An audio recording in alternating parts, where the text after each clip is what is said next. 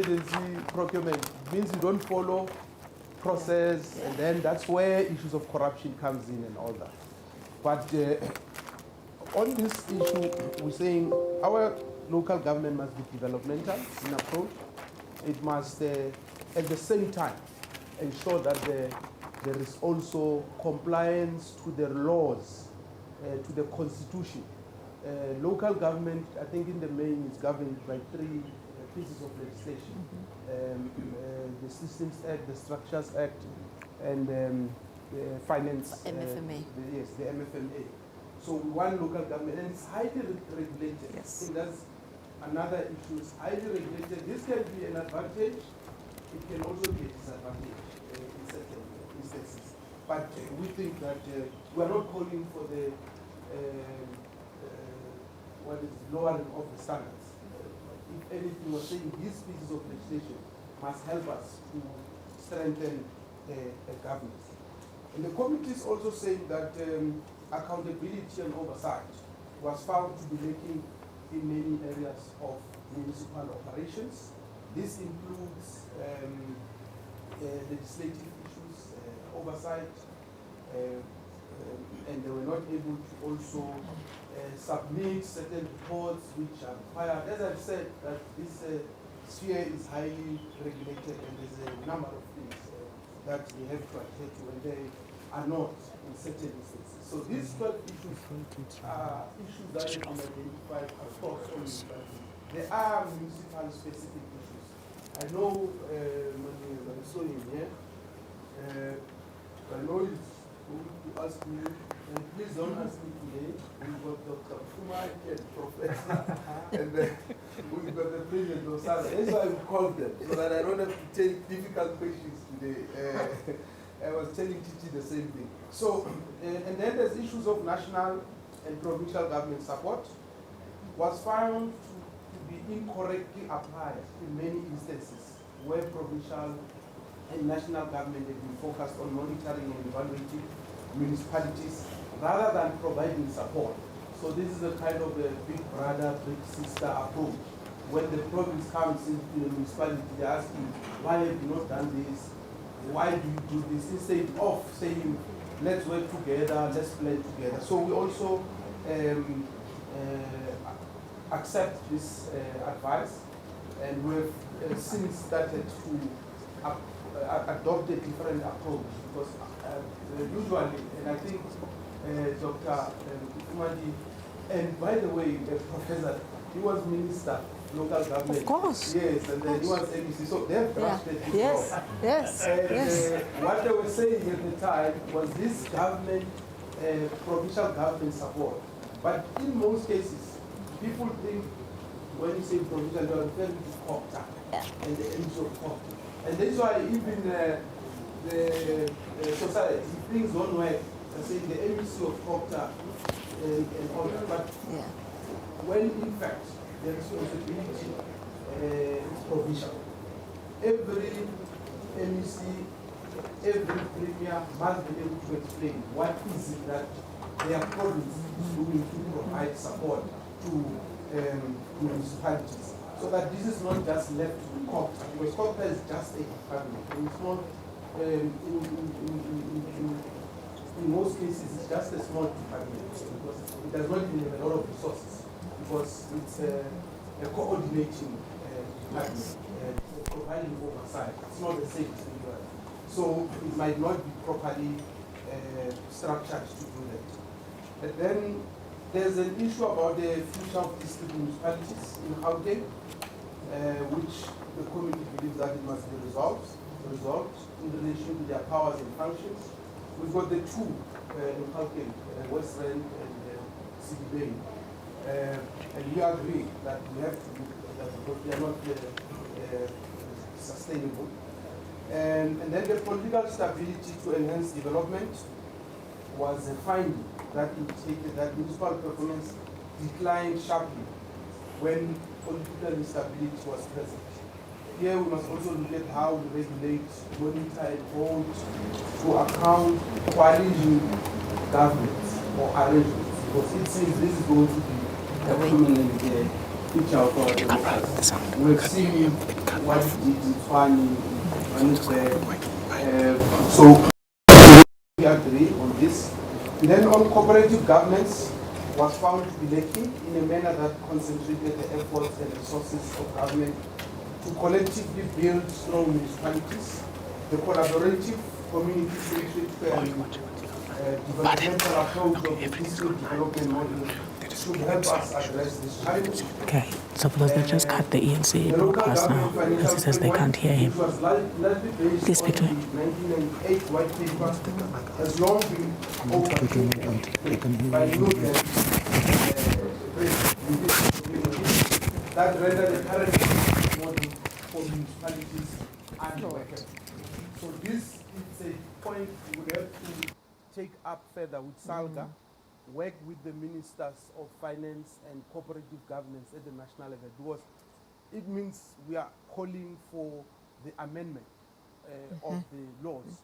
So if we're calling for the amendment of the laws, we ought to answer the question, what exactly has to be changed? So there's still a lot of work to be done to be able to, we can even sponsor amendments through our reps in the NCOP. Yes. But we would want SALGA to work with us. And I'm sure, because the president of SALGA is a mayor herself, she would agree with a lot of the issues that have been raised here. So transparent, fair, value for money, competitive procurement.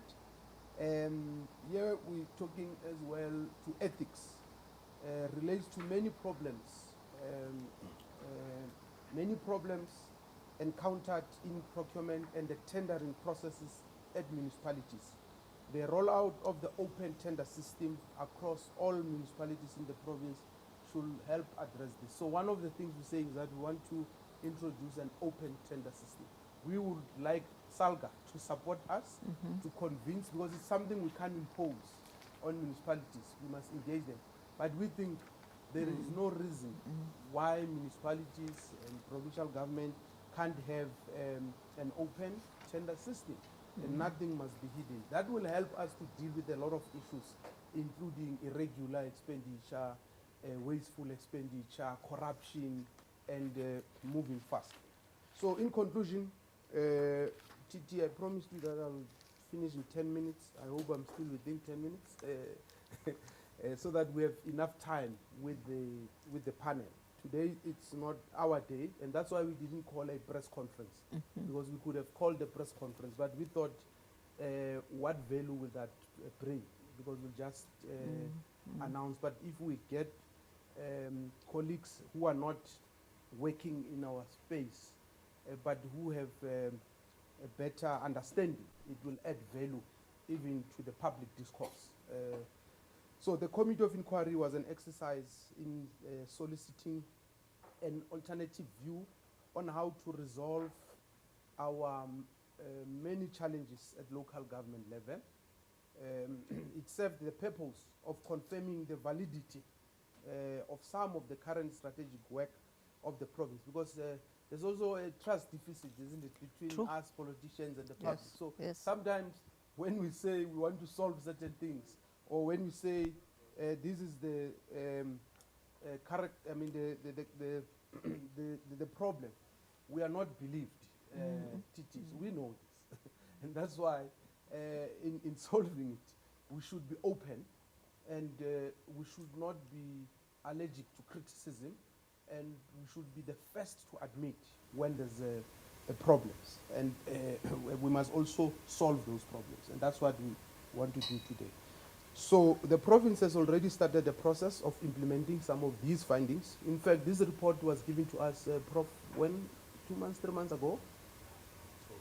Yeah, in October. Then there's been a lot of process taking it through the exco process. We've developed an implementation plan so that when we come out to the public, we don't just talk about the problem.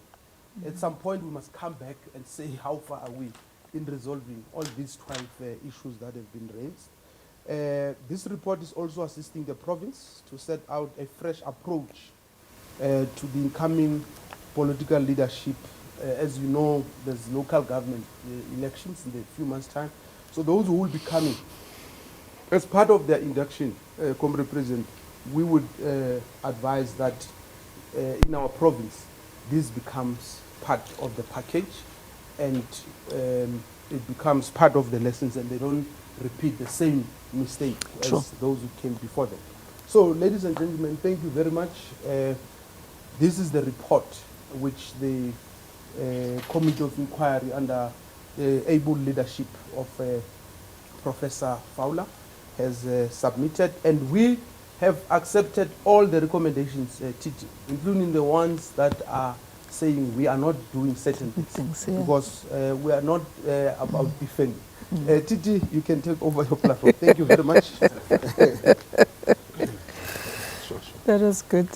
Thank you very much to ABC Debohamaina. Well, you know, when you get a phone call from a politician and it's not a hostile call, you must be deeply suspicious. Little did I know I was being neutralized here. Oh, yeah. So now you know. Now I know. But yeah, absolutely. Thank you very much, and for inviting me as well to be a part of this. We are the people who, of course, have the responsibility of holding government to be accountable, and at the same time, if we are going to be playing that role, then we also are called upon to you know, engage and become actively involved in these processes and understand what exactly it is that you're dealing with. It's easy to assume that we know what you're dealing with on the face of that. But I have to say that as I think the panelists have already been introduced, I must commend the MEC in terms of the panel that he's put together. This has tapped into a wealth of experience in terms of government at all levels, in terms of the people that we see making up this panel, as led by the chairperson of the committee, Professor Trevor Fowler. And it's you that I'd like to start with. And I think the most important distinction that we should, as a starting point would be to draw the distinction, because of course we are in the commission season. You know, so everybody, every time people hear commission of inquiry, committee of inquiry, they expect the juice to flow. We want to see who's been eating. Yeah. So I'd like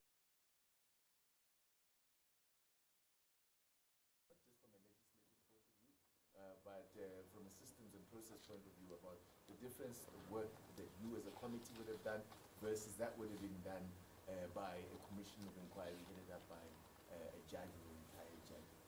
Okay, thank you very much. And thank you, MEC, for the presentation. And good morning to our colleagues that are here. Salga.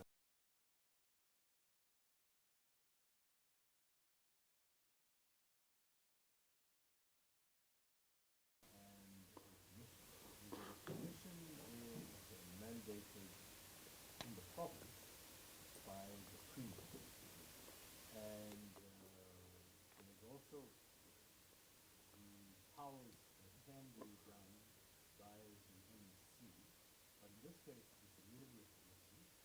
The commission, by process, can in fact subpoena people, meaning that you can ask people to come, and unless they have a doctor's note or something else, or go to court, they have to appeal. That's the first thing.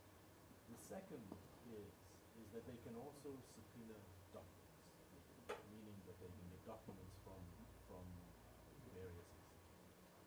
The work that we undertook was really through cooperation of the department and the municipalities, and they provided the information voluntarily. First introduced the panel to political leadership, and then we dealt with mainly the administrative leadership. And we asked, once we asked questions by letter, then the municipality responded, and based on the response, we would then meet them and say, well, you know, this issue doesn't quite look, the explanation that's given here, we don't quite understand because they are contradicting evidence somewhere else. And we would then go and really engage with the municipality and the leadership, the administrative leadership, and ensure that we get the appropriate information. We'll delve more into how that process actually played out. But although this was an initiative of the Gauteng provincial government. The issues that they would have traversed and they would have engaged with are certainly not unique to Gauteng. And coming to you, Ms. Sibelani Gadibek, it's important that we acknowledge, of course, you are here in your capacity, not as a mayor necessarily, but of course in your capacity as president of SALGA. And I wanted to get from you a sense from you as well, I mean, having been a part of this and engaged with this process, to say that, in fact, to what extent is the contents of this report, could it be basically a cut and paste of the experience of every other local government at provincial level or even at city level? Thank you very much, Tabiso, and let me also start by greeting my colleagues. I think one, we must also indicate, besides appreciating the report, I was actually saying to Prof earlier on, they shouldn't have termed the report Gauteng. They should have just set the stage of municipalities across the country, because it fits and defines exactly the challenges that we have. And funny, for Gauteng being known as city of gold and magnanimous lights, hope and economic activity, people tend to forget from a structural point of view that Gauteng also has a burden of poverty. And we see cities being defined as they could be able to fend for themselves. Hence, one of the requirements of the committee talks about the review of the financial architecture of local government, including areas we, from a narrow point of view, we think there's money there, it should be happening, and they can be able to do it themselves. But I think, secondly, a point I must emphasize is that as SALGA and the Gauteng province, COGTA, we work hand in hand, like any other province. I mean, we have coordinated by the department, our technical committees, where our HOD, COGTA, together with our technical staff at SALGA, they will sit and thresh any other challenge that we could have. They are sitting with matters of ESCOM, for example, now. The MEC spoke very little about it. The committee did pick them up. It's not possible to summarize over 180 pages in 10 minutes, which is what the MEC was trying to do. But on a broad range of issues of what makes municipalities to survive, we have that constant work hand in hand, and that's what informs our position from a local government sector on what becomes important for us to move the municipalities into what the Constitution or Dr. Mfabadi wanted to say when he developed the developmental local government. Because for now, there is a huge distinction from what we dreamt to achieve and what reality is putting on the plate. My bit of discomfort is the pace on how we are able to move, particularly with a wing that is supposed to relook into the legislation and overhaul, because I think that's what the system and the reality is calling for, an overhaul, not only in the financial review and the framework, but in also how municipalities and Section 154, for example, was anticipated by the Constitution that the department will have, how the funding of the very same departments of COGTA in provinces is structured for them to be able to carry out 154, you know, because you can't support with nothing. Yet they are the smallest. They don't even have a structure that they could be able to send permanently to West Rand, for example, and Sidibeng, for their own fact funding qualitatively on what is happening on the ground on a day-to-day, so that they are able to come up with mechanisms to resolve that. What Prof was saying was that they will write to the municipalities and go and get a response and then go back. Ordinarily, if you look into Section 154, its anticipation was that provinces and national should be able to have that high-level birds view in local municipalities, so that the early warning systems are there and we are prompt in responding to problems. Now, they come as an after effect. We use AG mainly as a measure. AG comes after the whole 12 months has passed. And then we try to quickly run and solve the problem and not be able to be real time. As a banker language says, you get a message real time on what is happening on your account. And I think that's what we need to fix now to ensure that the time starting 2021 to 2026 will see a different local government. Maybe let me conclude on that question by saying there are already pieces of legislation that are sitting for concurrence and so they may not be to the full dimension of what we wanted to review the Municipal Structures Act and the Systems Act. But for example, to try and deal with the political and the administrative problems, which seems to create political instability. You don't want an official who's a politician and also an official in a municipality.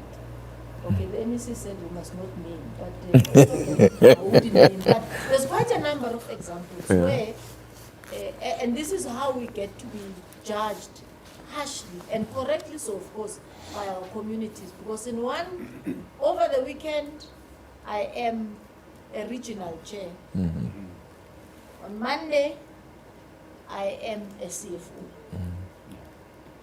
And the MM must politically take instructions from me over the weekend. And on Monday, those instructions are incorrect, according to the MFMA. And this is what causes instability in some instances, or vice versa.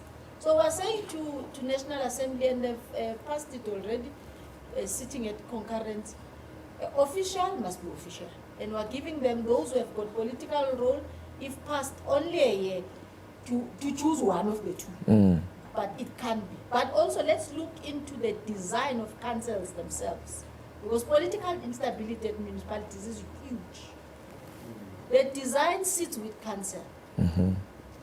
He reports to a portfolio committee, which is chaired separately. MPEC sits at council.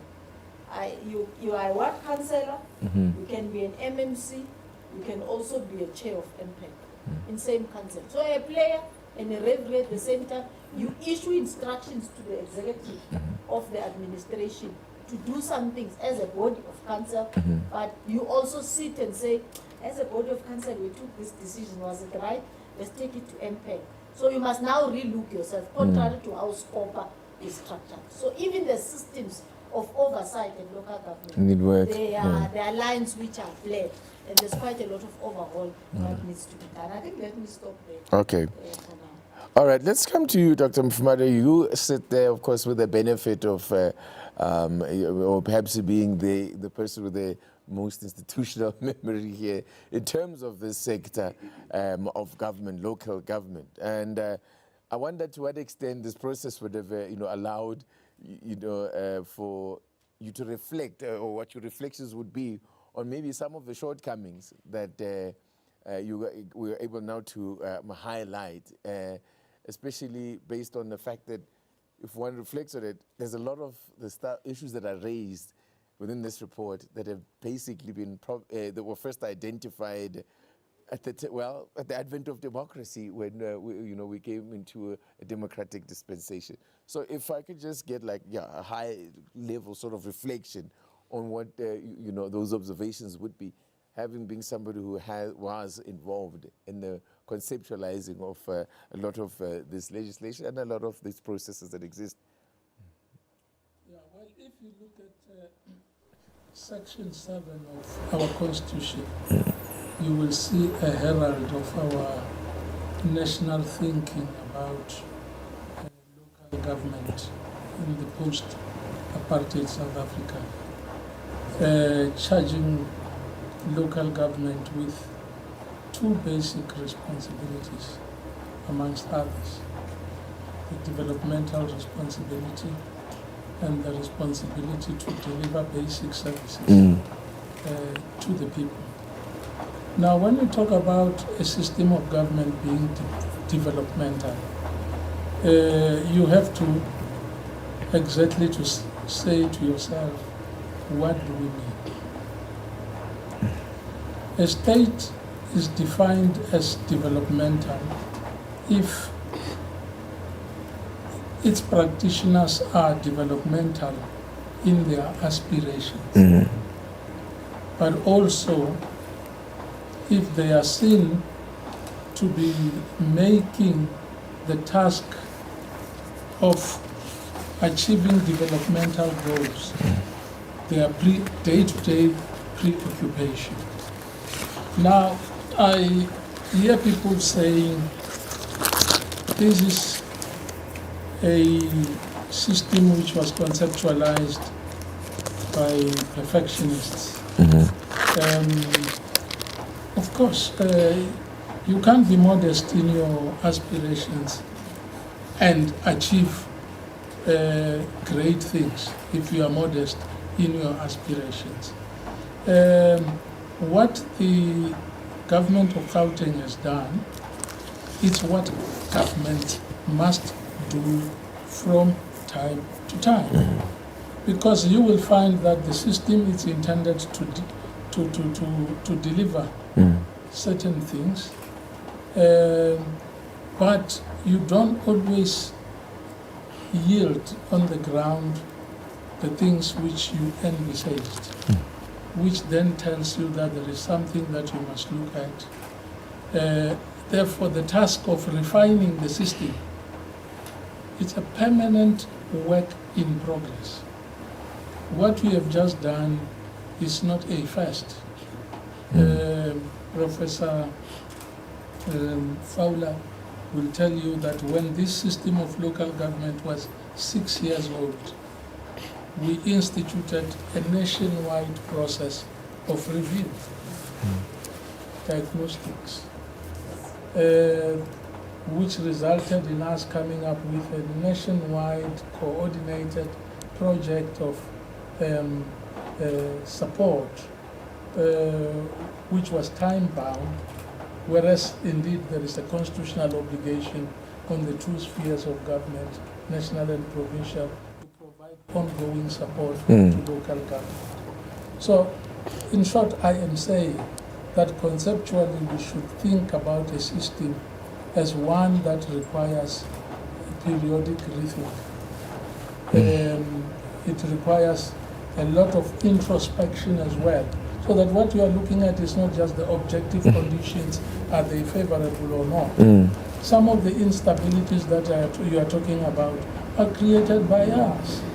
The instabilities within political organizations, they spill over into the public sphere. So the point I'm really trying to make is that we have to be large in the optical tools that we use to look at the problems we face in local government, but also in the entirety of this three-sphered system of government. Professor Fowler, if I could just come back to you here. I mean, the Auditor General's report, I would, as the MEC was saying, as I was saying to him in my engagements with him on the radio about this, the idea of setting up this committee was that, are we not guilty of over-diagnosing problems here? And of course, and that was based on the fact that, the Auditor General had already highlighted a lot of the shortcomings at local government level in the report that he released at that point. I was like, so surely we know what the problem is. But now you having engaged a lot closer and trying to drill a little bit deeper into what would have come out, to what extent is that a misconception to say that we are over-diagnosing a problem? And how is that reflected in terms of what you found in carrying out your work as a committee? Well, I think the difference, in how we approached it, is that the Auditor General looks at it from a financial perspective. So they say these are the financial problems, the lack of controls. That's why you're not able to ensure wasteful and irregular expenditure. Those are those kinds of issues. They also look at it from the perspective. They do a review of the performance of the municipality through what the municipality says it's going to do and what it actually does. but it's not their key function. Their key function is around the finances. And so most attention is paid in that area. And what we attempted to do is to look at it through a slightly different lens, really through the lens of the five basic functions, the finance, public participation, the institutional capability, the service delivery, and be able then to say from each of these perspectives, what are the challenges that they face and how do you address those challenges? Because the Auditor General will say at the end of each of their audits, they will have a meeting with the mayor, and they will say to the mayor, you know, these problems are problems of leadership. If you read every single Auditor General report, where there are problems there, they say there's a leadership problem.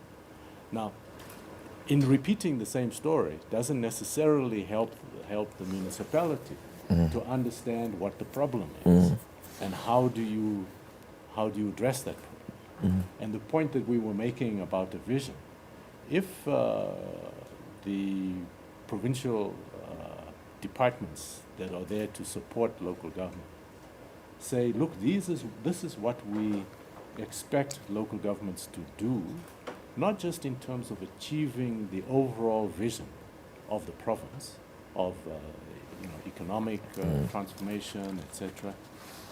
What are the things that they have to do in our particular area and the targets they must achieve, and how do you get there? And I think that's really the key question. What are the indicators that will allow you to achieve a better health system? All of those kinds of issues. Yeah. The report goes in quite some depth into the issues around municipal finances and why it is that we experience the failures that we do. One of the things that is a recurring thing, which I suppose to some extent is also linked with issues of leadership, is the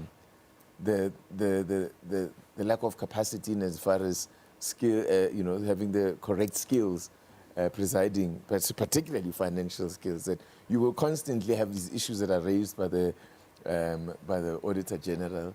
If you don't have the right skills there, if your financial directors do not have, the required skills. But then the question is, why do we have these challenges? I mean, often you'll hear critics of government, particularly the opposition, saying this is a failure because of this policy of cadre deployment and so on.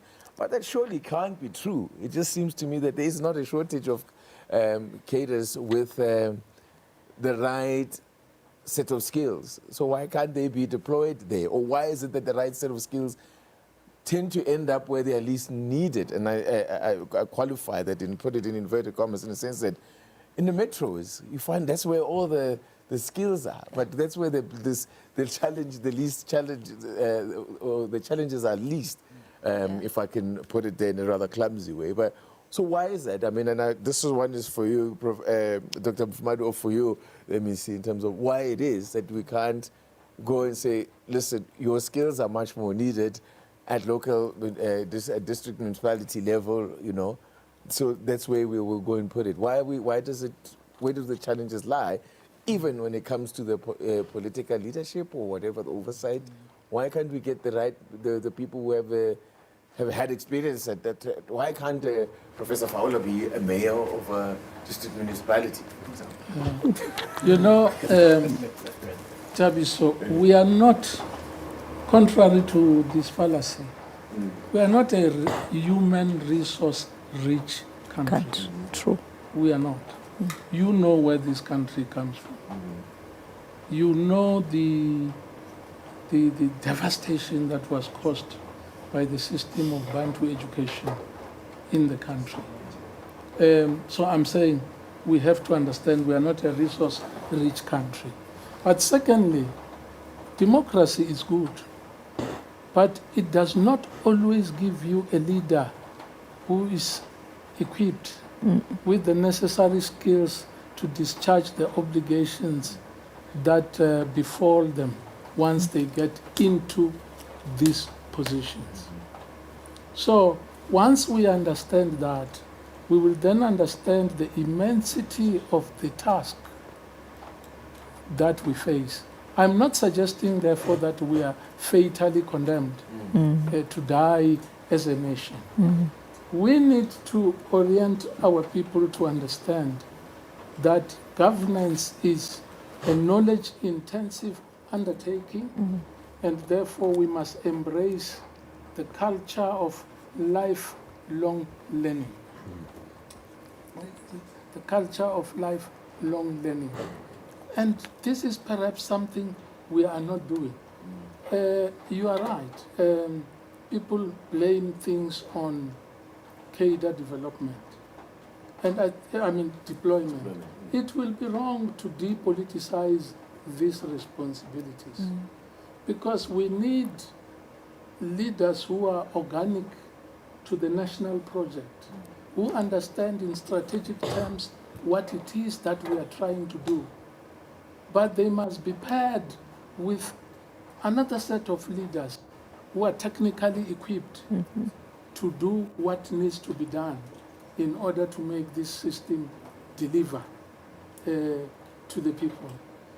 You know, right now we've just we just had a problem that we did not anticipate when we were putting our system of government in place.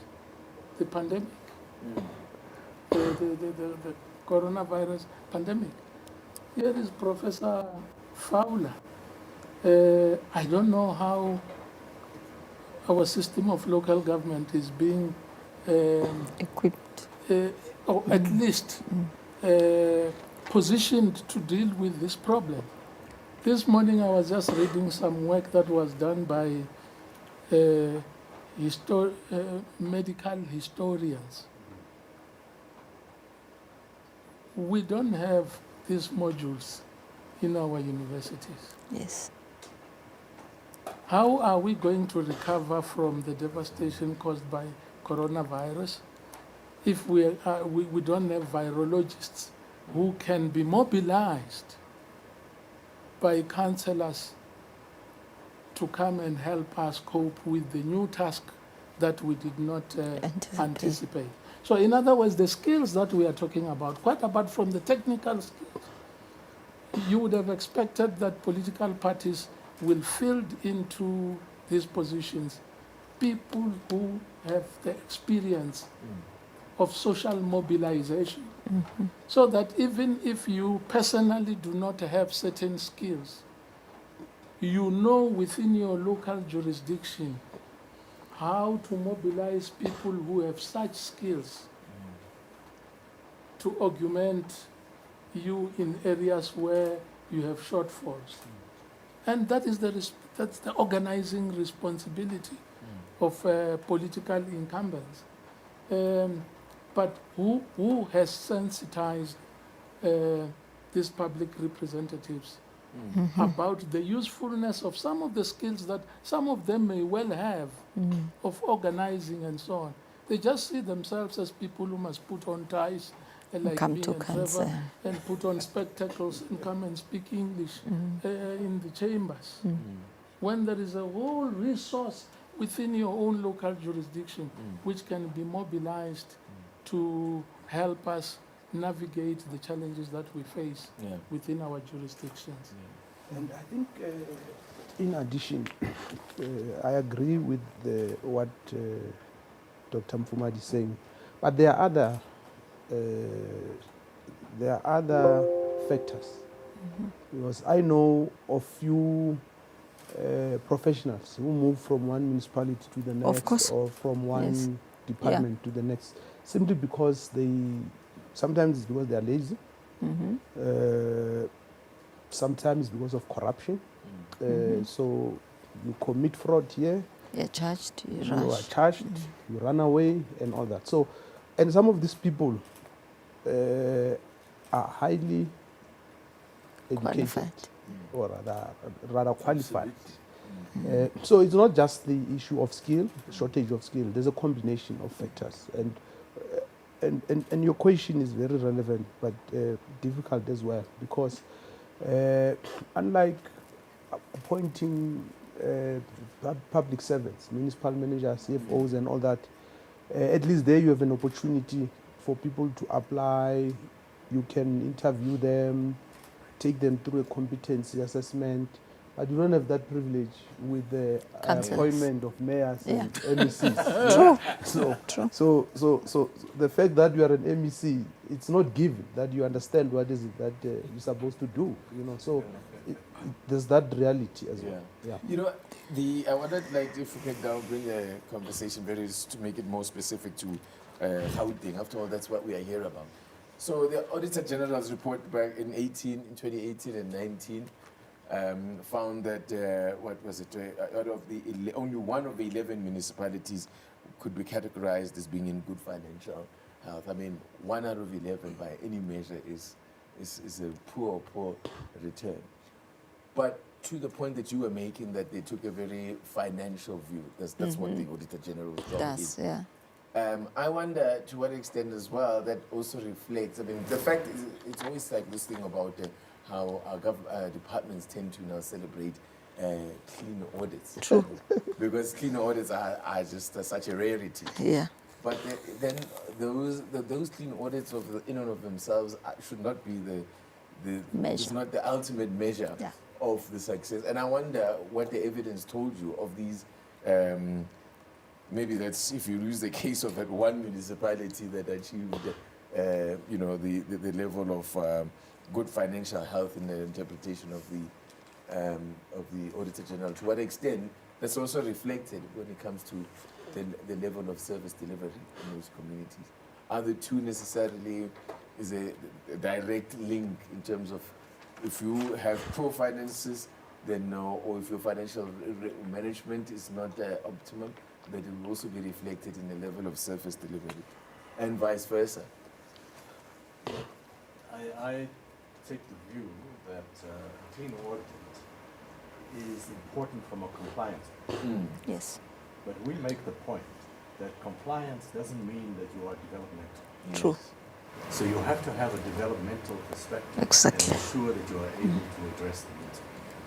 So you can look at the ones that supposedly did financially well, and look at Let's take a look whether at or not mid-val versus another. Yeah. Yeah. So then look at their ability to deliver services, and those issues are very important to poor people, because people who are financially able are able, if they don't get the service from the community, they can go out and buy it. Yeah. Yes. But people who are poor are bound, captured in the environment that they are.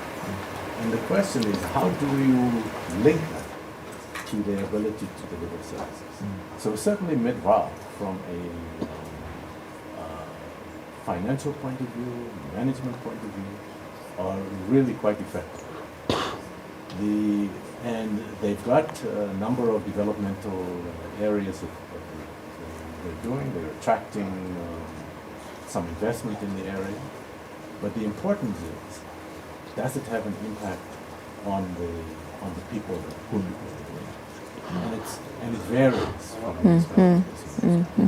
So you take a municipality like Ekurhuleni, which also does very, very well, but it has a huge backlog Yes. of services that it Yes. has to meet. And it hasn't been able to meet it as yet because of the large backlog and the finances that are available to them. Johannesburg also has a backlog, but they have the capability of generating significant amount of finances to be able to address it.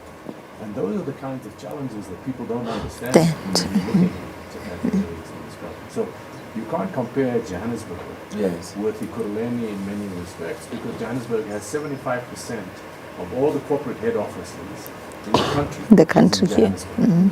It's not in Ekurhuleni. Yeah. And they are spin-offs. Yeah. So the question is, how do you address it? And it really has to be from a support point of view that we have to be able to address it. Because it's not possible to address some of the backlogs by the municipality themselves, even if it is a metro.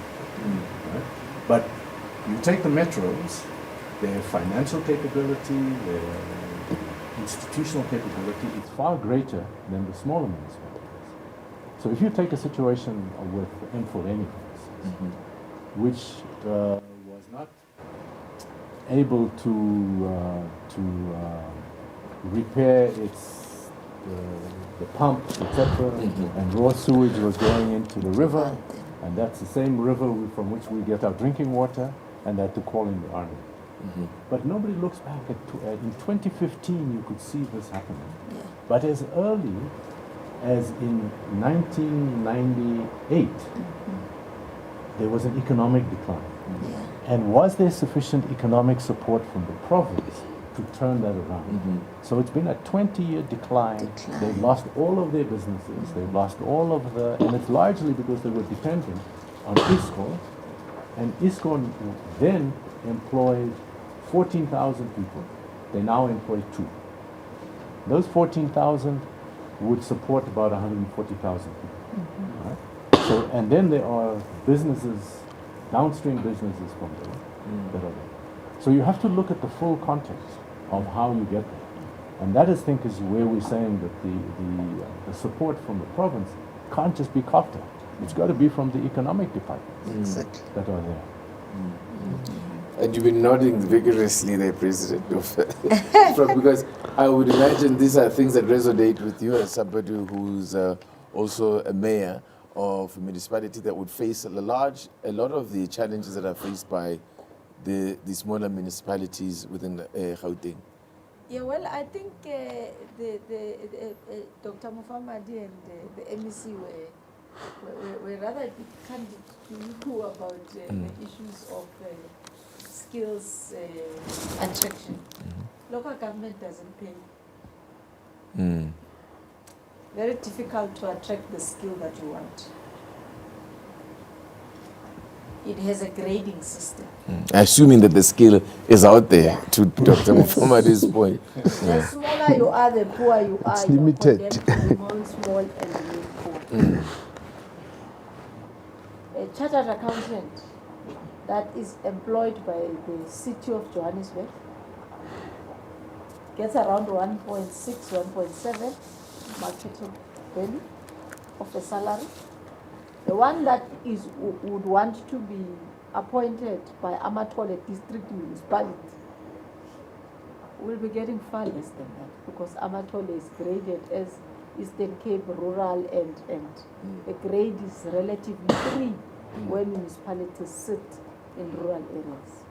That is why the MEC was talking about a one-size-fits-all, even in Gauteng, because there are disparities that Prof spoke about, that there's a contrast between the city of Johannesburg and Ekurhuleni, for example, within the very same province. So you may find that you need to give a bit of more financial support, capacity support to Ekurhuleni, contrary to how you are giving the support to the city of Johannesburg. So we need to move out of the system. Unfortunately, local government is wall-to-wall, the size of a ward and everything, put into one basket, and then you are categorized. There are 8 metros. There's a huge difference between city of Johannesburg and Buffalo City. Yet there are metros.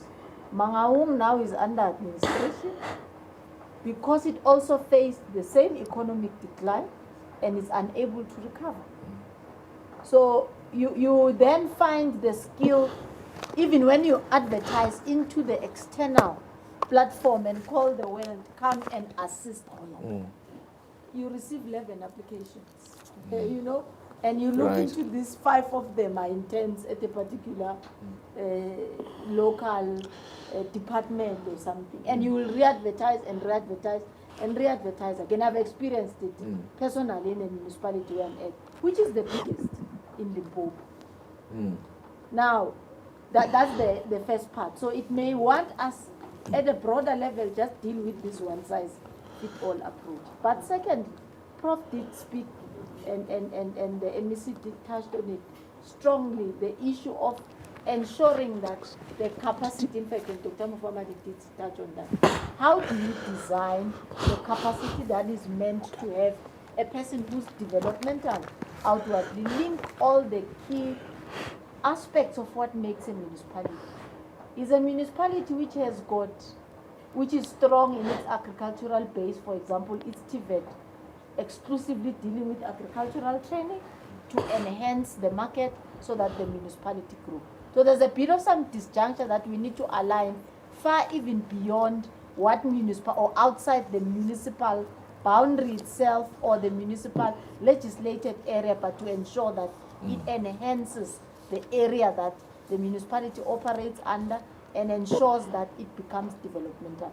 Because then the funding comes and say, you are at this grade, therefore we're going to be able to give you this little because you can't manage. And the municipalities, for example, and I always speak about saying, when the president was saying to me the other day, I really want to go to this municipality. You speak about it so much. 8 clean audits in a row. Deep rural Eastern Cape, level 3. So what are we punishing them for? If really a clean audit is a good measure of performance and deliver. Why don't we then say you have passed the test? Let's give you more, give you assessment on what your baseline is of poverty versus the delivery of basic services and monitor you to remain in the clean accountability box and you deliver more services. So I think there is that which needs to be meshed and create one to make sure that municipalities are sustainable. Okay. I'm mindful of time because I want to give an opportunity, because the idea was that we also wanted to give an opportunity to those who are joining our broadcast online to put questions, and also to the members of the media who are here. I want to be also to give them an opportunity to be able to put questions directed to our panel. But before we do that, I just wanted to touch on something very quickly with you, Professor Fowler, relating that came out of the report, which I found very interesting. And I wonder, I guess it also speaks to, and you can have a word, you can also have a word on the issue of the district and municipalities here. Then we have this curious situation, and I don't know what that is a reflection of. Perhaps between yourself and Dr. Bufoma, you can explain to me what that's about, where you have, from an oversight point of view and accounting point of view, is that the metros, from a financial point of view, are reported to national, whereas the district municipalities go to the provincial government. What is the thinking there? I just want to understand how that actually works and how that impacts even. In fact, before it comes in, there is no such. When I came in, I was told. In fact, when we dissolved Twan, people said, "What are you doing? You don't have that power." Right. I said, "No, we have it." Because the law says we can do it as a province. So the problem is people don't read and they don't know what are their responsibilities. And then they take rumors and go around saying, no, it's not us, it's national and all that. So there is no such. Yeah. Well, so, yeah, okay, just what is the reality there when it comes to that? I think we raised the same point. Yes. So the point we're making is that you see the National Treasury looks at things from a national revenue point of view. And so they have then taken a position that the metros, 29 municipalities around the country, which generate 80% of the revenue, they will support directly. So they bypass the province and they support directly. Whereas they then leave the municipalities with less resource and capacity to the province to support. So it means that you then created a bit of a difficulty. Absolutely. And so that really is the key question that you have to look at. The point we're making is that you have to ensure that provincial governments have the capacity to support.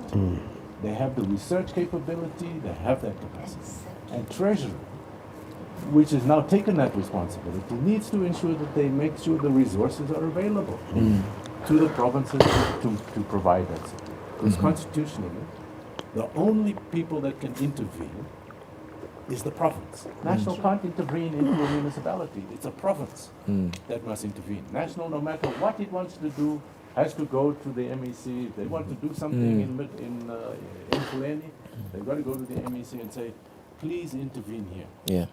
So it's that's the point we're really trying to make in that section. Okay, all right. Maybe I should at this point. Let's start with with those who are here with us. We have members of the media that are joining us. If you want to put very direct questions to the panel, I'll give you this opportunity before we open it up to those that are joining us online. So, see, I've got some people behind me. Please come this side, chaps, so we can see you. I won't be able to see you when you're behind me. These ones want headlines, so Yeah. their questions are best. All right. Okay, so Madunga, if you can go first. Do they need a mic? Do they need a microphone? Or is it fine? But you can project. Yeah. My name is Marvin Gallo from Newsroom Africa. Oh, it's the podium, okay. My name is Marvin Gallo from Newsroom Africa. Professor Farmer, I just want to get an understanding. Are people or leaders in municipalities, do they understand their roles and responsibilities here in Quebec? Can you sort of like help me understand whether they do understand their roles and responsibilities, considering the fact that some of the municipalities are collapsing? All right, shall we take Daizo? It's Daizo from Power FM. This one goes to the MEC. MEC, political instability has been picked up as one of the key issues at the top that needs to be addressed. Some would argue that that's what caused problems around Tshwane and the city of Jumbo. And others would even go to the extent of saying that the MEC also played a part in that political instability. What would your... That's the Power FM I know, that's the Power FM angle. What would your response to that be? And maybe beyond that, how would you then, using the two metros that I put as examples, use that to try as COPTA to find common ground with local municipalities, especially the big metros, on how to stabilize leadership at that level? All right. Please, John. Thank you. My name is Govind from ENCA. Just for Professor Fowler, on the report that you're releasing today, which would you say are the worst performing municipalities you've assessed the state of affairs? Which municipality is in the worst state?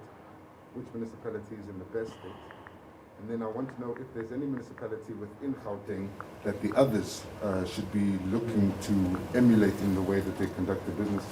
Now that you've authored this report and assessed the state of affairs of the municipalities, and you have the benefit of hindsight, would you say that, considering what was happening in Tshwane, the decision at that time to dissolve was the right one?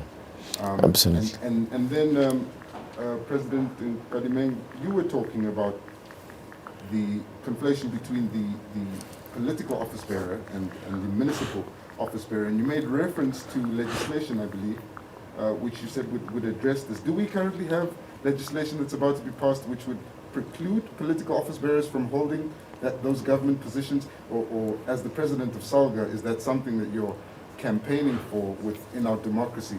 And then, MEC, just finally, you were the one that commissioned this report. Ultimately, these municipalities are reporting to you. There's been a point made about the National Treasury's oversight of metro municipalities versus your department's oversight of the local municipalities. Do you want to oversee these metros as well? Do you, as MEC, believe, or is it the ANC's position in government that the National Treasury's oversight of those municipalities should happen through your department? Or do you believe that the situation as it stands is fine? Thank you. All right. Great. Let's pause it there. Who wants to go first? You want to go first, Professor? And I'm not sure which of those questions you want to start with. Okay. Or do you want to go first, fine. ABC, as well? Because I think it would be important also to get your perspective and from the Tshwane experience. Yeah. Yeah. All right. No, you can go. Yeah. The question to us. Oh, wait. Do leaders understand their roles? I think MEC addressed part of that question. you know, leaders are elected, and then they are elected by the municipality, the council, as mayors. Now, the question that you have to ask is that they are elected there because they understand community issues. They understand what the needs of communities are. Then you come into an organization that is fairly complex because, as indicated, there are many regulations. If you count the number of reports, they have to report to several institutions monthly, right? And so the question then comes is, are they then able to address the complexity of the situation there? Now, municipal managers are hired to do that job, but they're employed by the political leadership. So the political leadership must understand the complexity of the situation and understand that the municipal manager you hire must be able to do that. It's not about that municipal manager meeting the needs of this particular community or that particular section of the community. They are to serve all people, but they must have a developmental approach that ensures that the money they collect from people who are able to afford is able to be redistributed in a way that poor people, lives are changed and bettered. That's what our Constitution says. And that's what they are required to do. So, in many respects, leaders are not necessarily prepared for that. And that's one of the things you need to ask political parties. How do you prepare mayors to understand those issues? Leaders are not necessarily managers either. Yes, but they're not expected to be managers, but you have to you have to employ the right managers, and you have to ask the right questions of those managers to ensure that things happen. Right. So, for instance, around VBS, some municipal manager went haywire, making all kinds of deals, but the mayors weren't aware. So the question is, how is that possible to happen? And you've got to make sure that those things are addressed. The next issue around the political instability in Tswana. You know, the one thing I must say about Tswana is that people are elected to serve their constituencies. You can't bring a municipality to its knees because you can't agree on who the municipal manager is. You've got to find a way to talk to each other to ensure that happens. Even if you come from political parties, you all have the same objective. The objective is to serve the people. You wanted to pick up on that? Yeah, no. The political instability in the municipalities, it's not only as a result of coalition governments. Sometimes there's political contradictions in the parties that are governing, and those contradictions find expression in the municipality and all that. With regard to Tswana, the good thing about Tswana, and I think Tswana will make a very good case study in future, because when you read the judgments, and I always say to the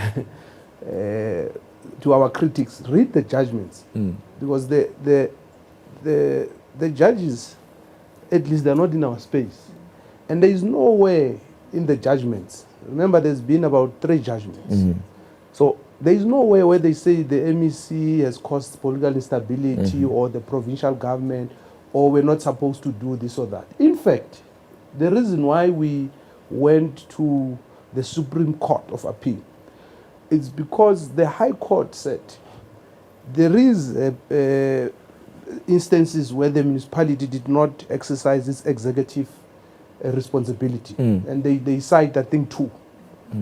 And the Constitution says you can dissolve if a municipality, if they don't exercise the executive. So we found that to be contradictory. And hence we went to the Supreme Court of Appeal to appeal the judgment. But ultimately, we went to the Concord to say, clarify this matter because it has a huge implication for the relationship of provincial governments and the municipalities in future. And by the way, even with Tshwane, we never wanted to dissolve Tshwane. To dissolve, we're actually having a discussion earlier on, or to intervene in a municipality, it's a huge burden. I was telling Dr. Mfumadi and the president, what the DA did in Tshwane, they gave the residents my numbers. So every time there's a problem, I'll be phoned by residents. So you can imagine the load that I'm dealing with already, in addition with that. So we don't want to run municipalities. We shouldn't even think about running, because municipalities are a different sphere of government. There is a leadership there. There is legislation in terms of how things must be done. What we should do is to have a good relationship with them, is to play our oversight role, is to provide the support. And that support, in fact, when the president was speaking about, there's something I wanted to pick up. The support should not just be just coming to tell the municipality you are not doing this or that. In fact, in Mfuleni now, one of the things was we have realized that the municipality does not have financial capacity to do certain things. Instead of us giving the municipality money, we are directly putting money in service. For instance, through our Department of Roads, we are fixing roads there. Instead of giving it to the municipality. Instead of giving the municipality. So we will continue to solve the internal problems of the municipality, but the residents on the ground must not suffer. Waste management, in terms of our Department of Agriculture and Environment, we are putting about 53 million to sort out waste, because as you can go there, it's a disaster. You can't let people live there and then explain why it can't be done. So the intervention of the provincial government should not be about explaining to people why things are not done. It should be to ensure that we solve those issues. So on the Tshwane issue, we can have a discussion, but look at what the judges are saying. And by the way, the matter is not concluded. The Constitutional Court is yet to pronounce itself. Yes, there was another question, I think, from Govan that I think you had to address. I think that what was speaking to the best performing municipalities. I suppose in this case, if we're going to base it on the Auditor General, it would be one. But even if it doesn't come down to the fact that, as you say, there's no one size fits all, there must be cases of best practice that can be applied across the board. Yes. I think the key question about the worst performing municipality, and I suppose people would expect me to say Mfuleni, but it's not Mfuleni, actually. They still deliver services to people.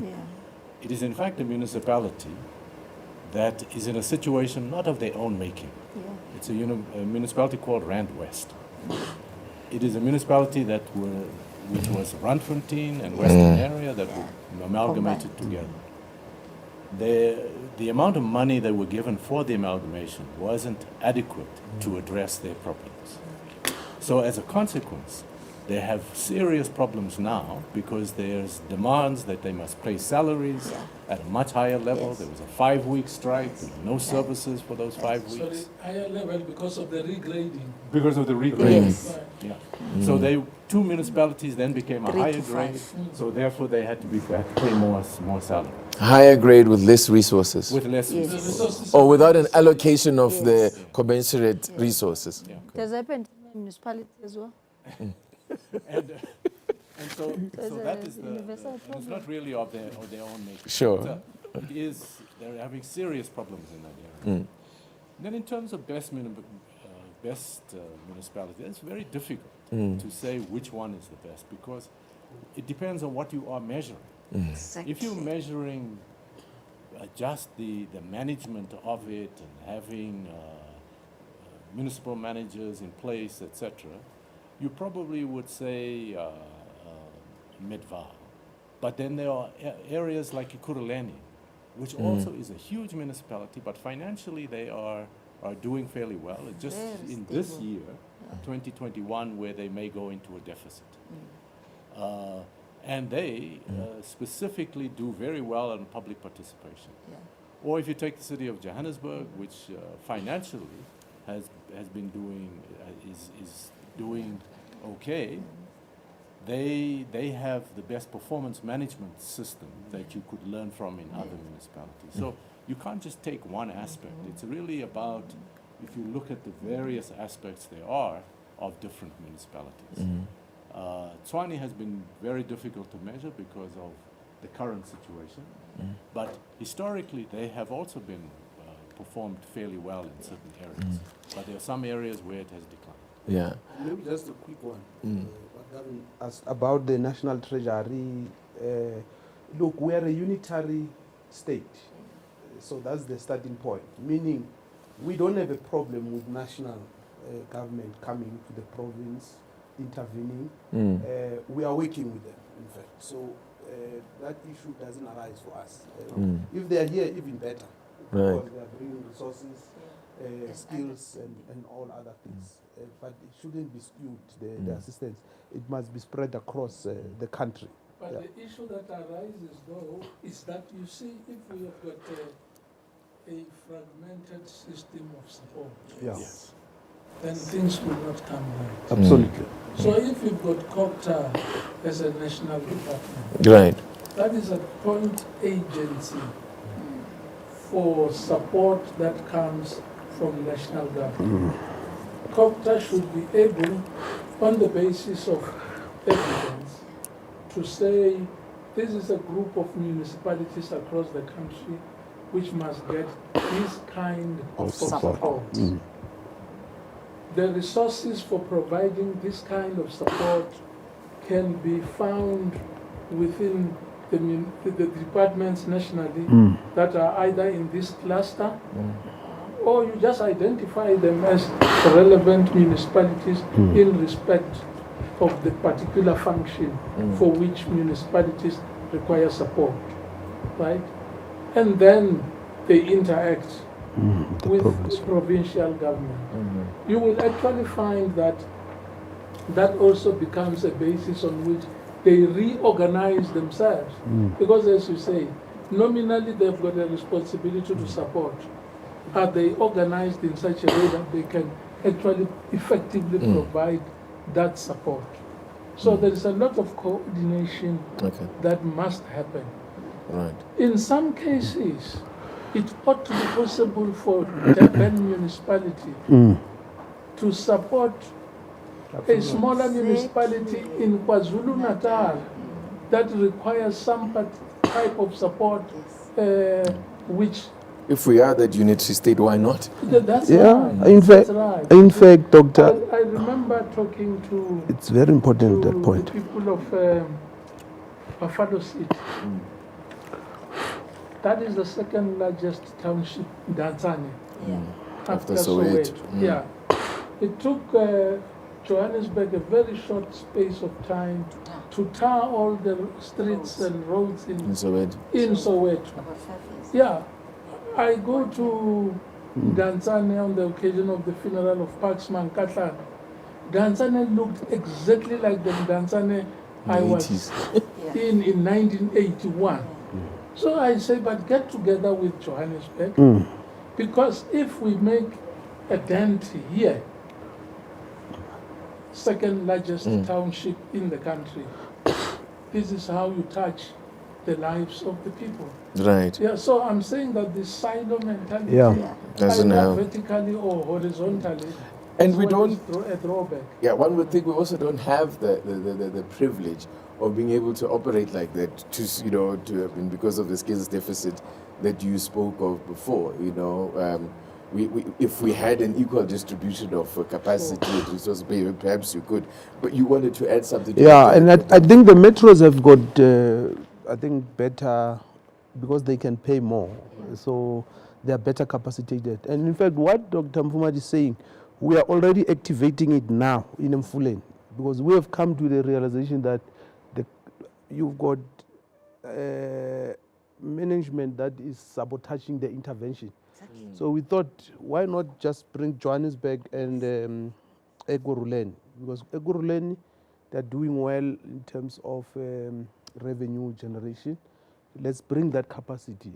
That municipality is owed close to 10 billion.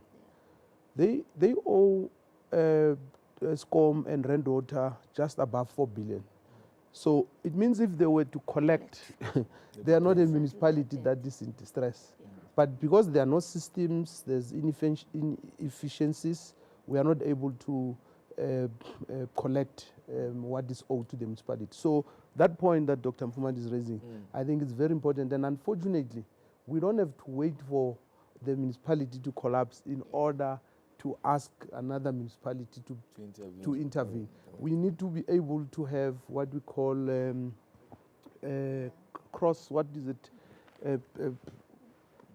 programs that can be exchange program, exchange program between municipalities. Let me share with some of what has come through online. This one was a comment from Medingiko G who says, I fully concur with the MEC because leadership deficiency in municipalities is causing serious challenges, and as a province, it is therefore not easy for us to provide the necessary support as required to such municipalities. Then on Zoom, I've got a question for you, the MEC, that says, please ask MEC to expand around the view that an open tender will eliminate the current UIFW expenditure. That's, unauthorized, irregular, and what's the F4 again? Fruitless. Fruitless and wasteful expenditure. There you go. Yeah, well, if you look at these compliance issues, fruitless, wasteful expenditure, in most cases is as a result of people not complying, firstly. People not, for instance, you find that they have awarded somebody a tender to provide water or whatever, and they did not, those people did not provide tax clearance. And they are able to do that because no one is looking. But if it's an open tender system, what it means is that firstly, there would have to be probity auditors who are external people.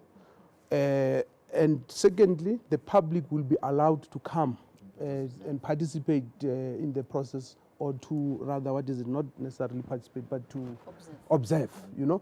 So no one is going to do wrong things because if there is no tax clearance, the probity auditors will say this company can't pass.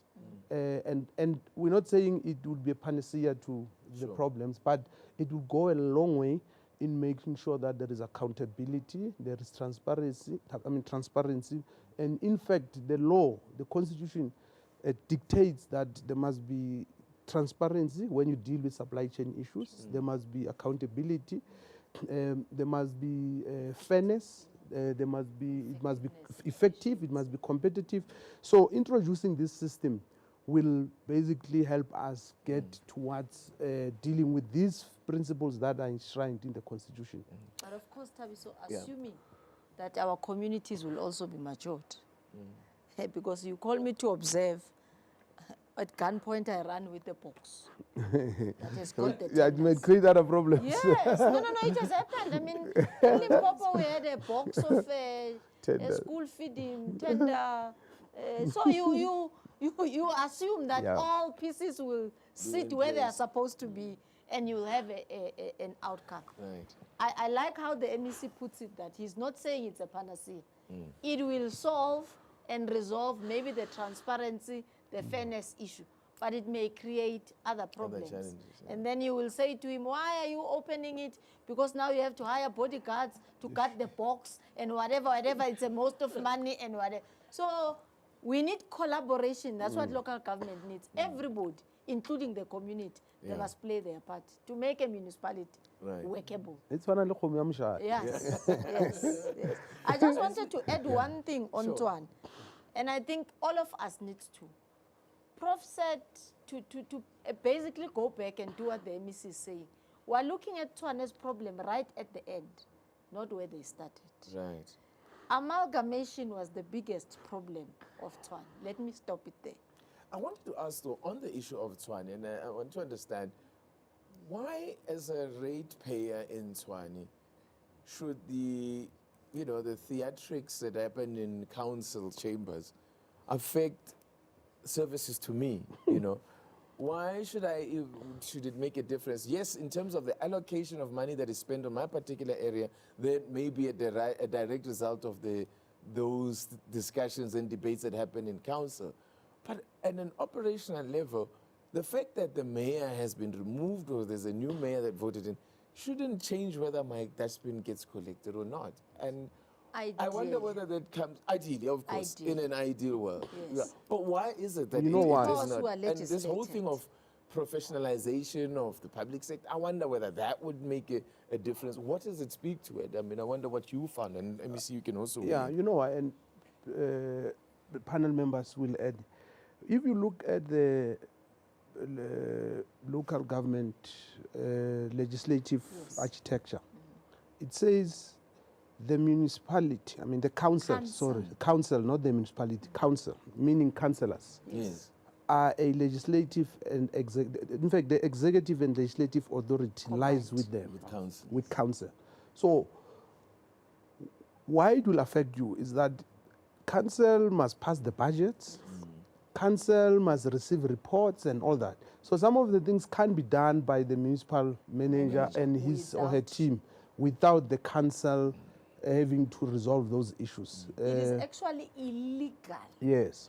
to spend a Without. cent as a municipal manager when Without council approval. has not approved the budget. There's even a timeline. I think it's 31st May. So anything you do on the 1st of June, it's illegal. No matter how much you want to pick up that waste, no matter how much as a MM you want to fix that electrical globe, street light, it's illegal. And it goes directly in the AG's book as irregular expenditure. So there's a whole connection. So that's why council must function properly. Council must sit. Yes. And that's why the MEC of Kokta should be worried if council is not functioning properly. So what the law says, you can only ask for an extension of a month of that June as a mayor, because the council's report is an executive or mayor's report. So we have failed to meet the 31st target. There is a reprieve for just 1 month, I think, to the end of June. At the end of June, he is dereliction in his duty now, because we are not functional. I wonder whether that's not something that also needs to be relooked at. Well, we are trying to in the current prevent all that. environment, we are beholden basically to whatever happens with the politicians, because we are in a situation where coalitions may well be a reality for the foreseeable future. You see,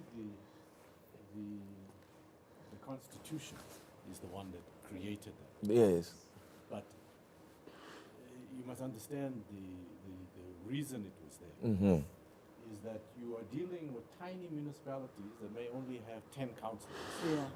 They can't have separation of powers and all of that because it's tiny. So the executive and legislative authority lies with them because they are actually running the municipality. But when it comes to a metro, that's when the problems of oversight and all these come into place. And there was legislation that was put in place to try to create this separation of mayors, executive mayors, etc., and separate this conflict of or separation of powers, where the executive powers lie with the council, and also the probity powers. It can't work because but in the legislation, it tries to separate it by creating an executive mayor or an executive committee that is separated. Okay.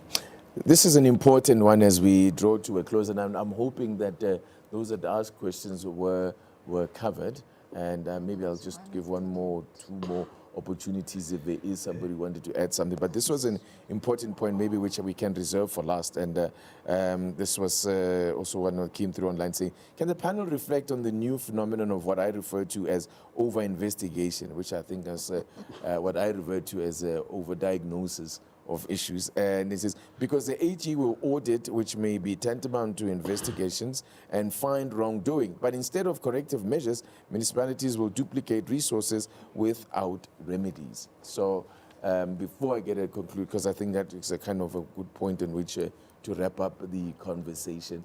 Were you covered? No, it's just a quick follow-up Yeah. on something that you touched on, but I don't think it was elaborated on. Yeah. An example of that is what's happening in the city of Joburg now. This morning, in fact, we had a conversation on power where you've got political offices being made permanent staff. One may look at it from different sides of the coin to say it may address one of the issues there, which is instability. But the others would look at it on the other side of the coin, which may cause stability, depending on who's governing. So what's your view, maybe to Trevor Fowler or you, MEC, or even the president, on how does it work? How do you think it will work where you've got junior staff members belonging to certain political parties now being made permanent? We've got local government elections coming next year, where you will have a different, or you may have a different governing party there. Would that not cause instability, or would it actually cause stability, because you've got people that understand the system from a different governing party but will be able to execute it going further, even if it's a different party? Okay, for me, there's two things, and maybe the panel will add. So I want to separate them. The first one is with regard to what is happening in Johannesburg now. I hope you have read the statement of the mayor. I saw the statement of the mayor because I was on the verge of writing him a letter to ask what is this? You can't do this. So, but we will still write him a letter, by the way, so that he explains properly. And you know, when we write What is he saying? well, he's disputing. Yes, he's disputing it. But we would want all the details. But he's also saying no. But I think there was clarity on it, MEC, in the sense that he said, even his spokesperson is saying that junior staff members who are from political offices will be appointed. No, that's what I'm saying. When I read the statement, he was saying two things. That yes, some of those are in the political office. Right. Some of them are in the, and they're junior, they are not managerial, but we will still come to that issue. So we will attend to it. That's the first thing. The second thing, and I think the three panelists will deal with this matter even better, will articulate it better than me. But my understanding and my belief is that, you see, bureaucracy or the administration, what we call as administration, there has to be predictability there. There has to be professionalism. There has to be integrity. And that's why when you recruit people, they must be skilled, qualified, blah, blah, blah. And then you've got the side of government, which is ourselves, who are there for 5 years. So whether the ANC loses power tomorrow or not, this part, the bureaucracy, should not be tempered to. Yes. Because when positions are advertised, your political affiliation is not a requirement. So you could be an ANC person or an Ideally. Yeah? It's not a requirement, as in it's not a written requirement. No, it's But not. in It's not. practice- It's not. You know now, we have just hired a lady who's in the Western Cape government. Now, we don't know her. She came to the interview. She's a civil engineer. She's doing a good job. We did reference checks. So we don't want to know, because if we were using that as a requirement, firstly we'll say, hey, she works in the Western Cape. Why does she work? So it's not there. And at least I know I'm amongst many who don't require that, because we want a skill.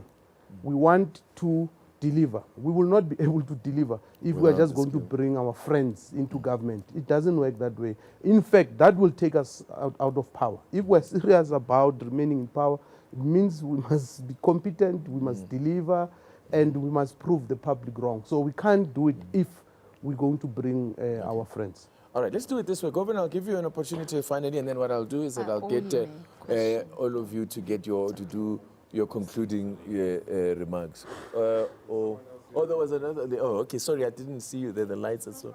Yeah. My name is Ayanda from the Daily Maverick. I think my question is simple. We've deliberated enough on the problems and diagnosis. What are the solutions? That's all I want to know. And maybe MEC, you can deliberate on some of the recommendations and how far you've gone in terms of implementing some, because you mentioned in your opening address that it's something that you have started working on. Thank you. Right. Go ahead. Yeah, just on clarity, President, on on the legislation then? Yeah, we'll do that. Okay, all right. So shall we do that then? Start. I think that the question that she asked speaks to the one that I read, which came from online, that we have done the diagnosis. But let's start with you, maybe responding. Okay, President, sorry, Gavin, I noted it and I jumped it. Yes, we are currently sitting with the Municipal Structures Act, passed by the National Assembly, awaiting concurrence at the NCOP. We are anticipating that we should, at the resumption of the new term of council, will be able to a certain extent to separate the powers ideally as it has been defined now on how council is housed, but also what will be the participation of administration politically, because we are at the coal phase. So you could check, you should be able to find the new clause. I think it's 17.5 clause. I will share with you outside. But as I conclude on my part and our view, quite a lot has been done actually. From SALGA point of view, in collaboration with provinces, besides the local framework, which we have already made submission over in terms of finances, taken through by the cabinet to the FFC, approved by the FFC, also awaiting its way to go to the National Assembly to look into the different categorization, so that Rand West, for example, receives what it categorically needs to get to provide the services, taking into consideration the problems that they would have had coming from an amalgamation, because municipalities are not the same. So to deal with this financial one-size-fits-all, there is leadership and capacity. We may be termed careerists, you know, but we have approached all political parties as SALGA. We have also tabulated it at the NCOP to request that can they put requirements for councillors as well. Because yes, we may be coming from a political level, but the budget of Eguruleni is around 74 billion, right? I need to understand the basics because I'm a council. I'm the one who must approve it. I'm the one who must decide how much must go to roads with all the... I'm the one who must ensure that there is this revenue generation that is needed. We have put that. Political parties are warm to it because we have trained, for example, all the MPECs in the country now. But we were open to the portfolio committee that we are not confident that our councillors can be able, chairing and sitting at MPEC, to really, according to the legislation, do what oversight at council is supposed to be, besides the separation of powers, capability at what we are having now. We are lucky. I think the silver lining is that we are going into the next. In terms of provinces assisting us to train those councillors as they come in August, September, yes, we will be able to do that. All the legislation is prepared, local government library and all that, to ensure that we go into this developmental state. But we need to be able to move a movable horse, you know. Otherwise, if it's not, then we will have problems. I think, let me leave it here for other members. They will talk on quite a lot, on what is being done, which unfortunately seems to be legislative, because that's where most of the problems of local government comes from. Even this corruption we're talking about is a systemic problem. If the systems are right, it will be very difficult for anybody to take a council or a council funds and not utilize them to where they are supposed to be. But currently the way the situation is and how the legislation allows me to sit one day and say, you move to that side, and again I put another term of people and sit in council and say, no, we are still going to think what exactly is your charge. But for 90 days, can you go home? We will come back to you. So there's too much power, which is sitting in one area, which can't actually be legislated, has not been legislated properly. And it has tended to be abused. Right. And then you will deal with what Dr. Mufamadi has said. Do you concur? I want to give you the last word as chairperson of the committee. No, I just wanted to deal with the one issue which came up earlier. I think we need to avoid a mechanical separation about competences. Yeah. You see, these are political office bearers. There are managers there. You can't give strategic leadership to people who are doing a function which you know absolutely nothing about. Therefore, people who are political office bearers must at least have an idea of how the system works and how it should work. And local government should be seen as a very important training ground. The fact that councillors are expected to execute both legislative and executive functions,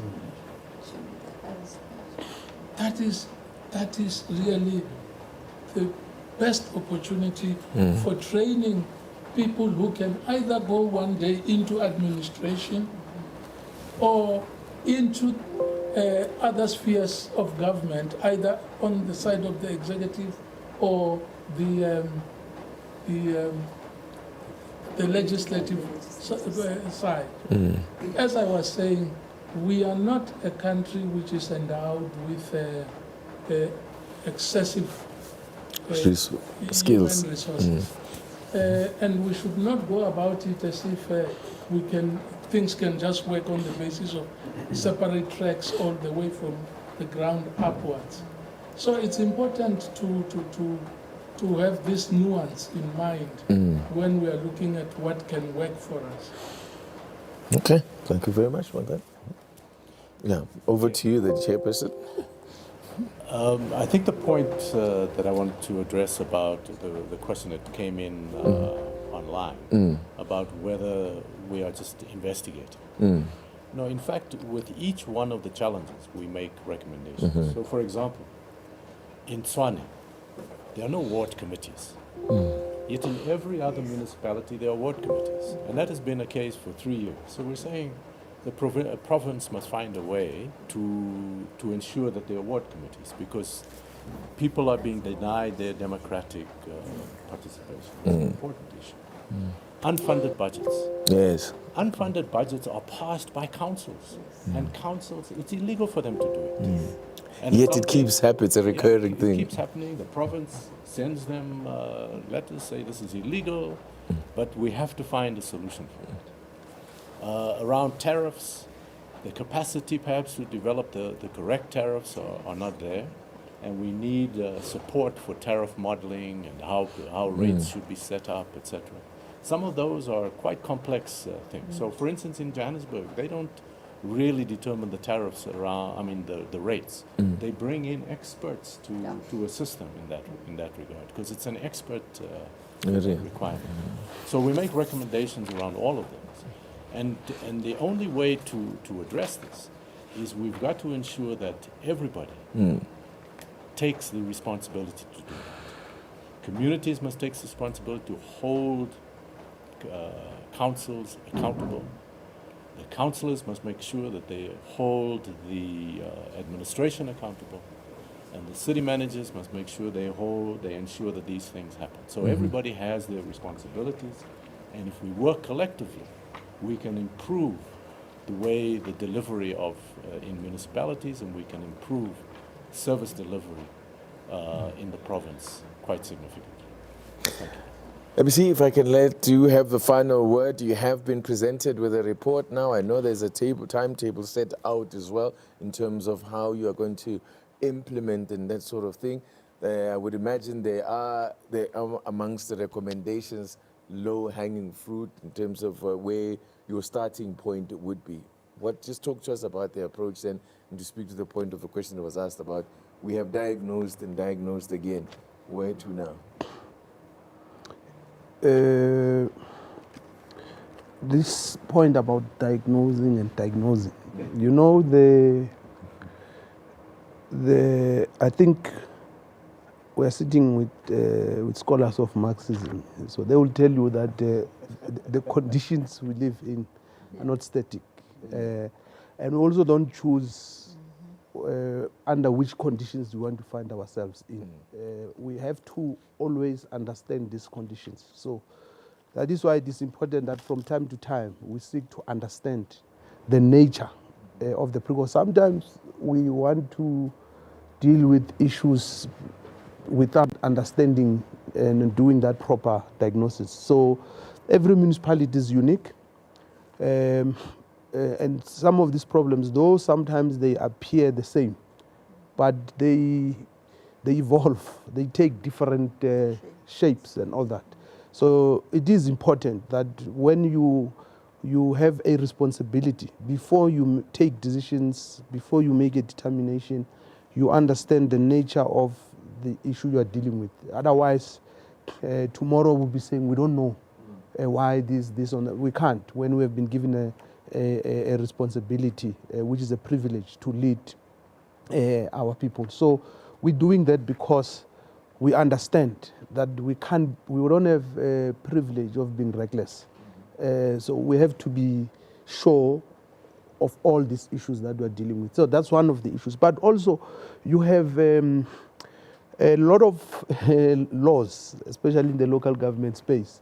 If somebody is accused, for instance, for being responsible for irregular or wasteful expenditure, you can't just fire that person, because irregular expenditures also takes different forms. You might find that the person has actually bought wrong water. The specifications said they want something else, and then you bought Valpre. It doesn't mean you have money has been stolen. You know, so sometimes when you say there is regular, why are you not acting? Why are you not firing these people? So you might find that you need to have a process for this person to explain why they've done this, and you might just have to, just give them a warning. It's not about firing and all. But sometimes we don't explain these things. And as politicians, I think during elections, in most cases, we play to the gallery.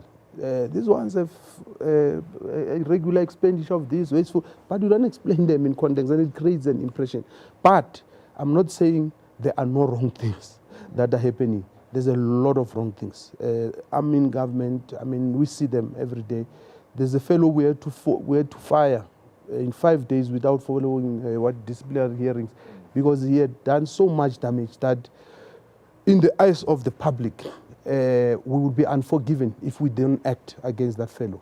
And we have done it, and we will continuously do it. But as a developmental state as well, we also have a responsibility to also develop the people who work for the state and help them, rehabilitate them, because we need better, capable states or governments.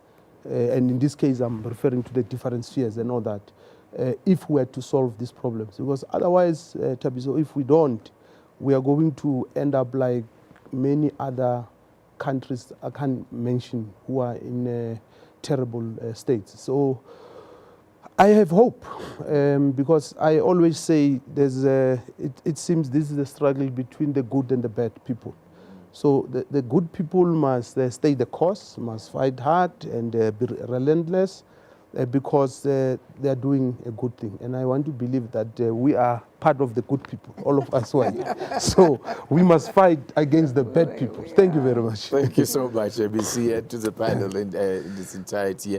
I think one of the things that I underestimated, it is a sizable report, 180 odd pages. They're very detailed in terms of what it goes into. It didn't even begin to scratch the surface. I think we really did just scratch the surface. One of the main things that we never really even got to reflect on is the challenges that it now is presented to local government municipalities, not just in Gauteng, but nationally, in as far as how their revenues are going to be impacted by the pandemic that we are currently living through, and which is likely to be with us. It is something that is addressed in the report quite extensively. I would urge you that if this is an area of interest, in fact, it should be an area of interest for all of us, since local government is the core face of service delivery.